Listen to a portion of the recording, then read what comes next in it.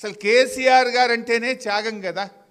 బహుశా ఈ దేశంలో ఒక కాజ్ కోసం, ఒక సమస్య కోసం ఇన్ని పదవులకు త్యాగాలు చేసిన నాయకుడు ఎవరు ఉన్నారంటే అది ఒక్కడే కేసీఆర్. ఎమ్మెల్యేకు, డిప్యూటీ స్పీకర్కు, 2 సార్లు ఎంపీకి, కేంద్ర మంత్రికి 5 పదవులను 5 సార్లు త్యాగం చేసిన నాయకుడు. సర్పంచ్కి చేయమంటేనే 10 సార్లు ఆలోచించే కాలం ఇది. వార్డు మెంబర్కు రాజీనామా అయినట్టు నేను 5 ఏళ్ళకి గెలిచిన నేను ఎట్లా చేస్తా అంటారు.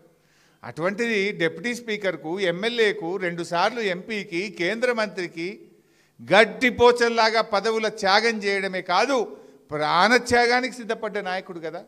నిమ్స్ ఆసుపత్రిలో ఆయన ఉన్నప్పుడు ఓ రోజు నేను పోయి, డాక్టర్లు వచ్చి నా క్లాస్మేకుడు, మేమందరం అడుంటే మీ ఇష్టం పోయి, ఆయన సోడియం లెవెల్స్ తగ్గుతుంది, క్యాల్ పోతుంది, ఆయన కిడ్నీలు ఫెయిల్ అయిపోతాయి, తర్వాత ఏం చేసినా మనిషి చేయికి రాడు, మనిషి మర్చిపోతున్నాడు, గుర్తుపట్టలేడు, కిడ్నీలు ఫెయిల్ అయిపోతాయని డాక్టర్లు వచ్చి రూమ్లో మా క్లాస్ వీక్తుండ్రు.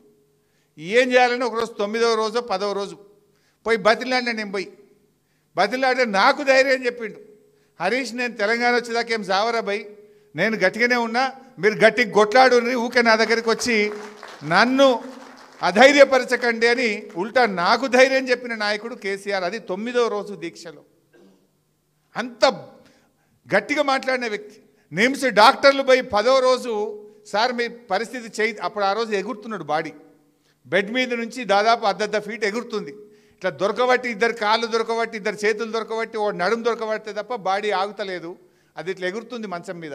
11వ రోజు పొద్దున డాక్టర్లు వచ్చి మీరు విరమించకపోతే ఏ క్షణంలో అయినా మీకు ఏమైనా జరగవచ్చు అని నిమ్స్ డాక్టర్, మేమందరం, జయశంకర్ సార్ ఉన్నాడు, విద్యాసాగర్ రావు సార్ ఉన్నాడు, మేమందరం అక్కడ ఉన్నాం, ఏమన్నా జరగవచ్చు అని డాక్టర్లు చెప్తుంటే కేసీఆర్ గారు ఒక మాట అన్నారు, ఏదన్నా కానీ నేను మాత్రం విరమించను, అయితే జైత్రయాత్ర లేదంటే నా శవయాత్ర అని చెప్పిండు.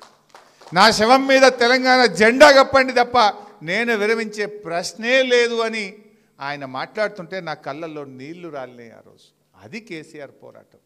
ఎవడో మూర్ఖుడు ఏదో మాట్లాడుతున్నాడు కళ్ళ ముందు, ఆ రోజు మా అందరి ముందు ఇంకేమో అయిపోతుంది, ఎప్పుడైనా ఏమైనా జరగచ్చు అన్నంత టెన్షన్లో ఉన్నటువంటి రోజు. నా శవం మీద తెలంగాణ జెండా కప్పండి అని మాట్లాడినటువంటి నాయకుడు కేసీఆర్. అది త్యాగం. పదవులే కాదు, ప్రాణత్యాగానికి కూడా చివరి అంచుల దాకా పోయి వచ్చినటువంటి నాయకుడు.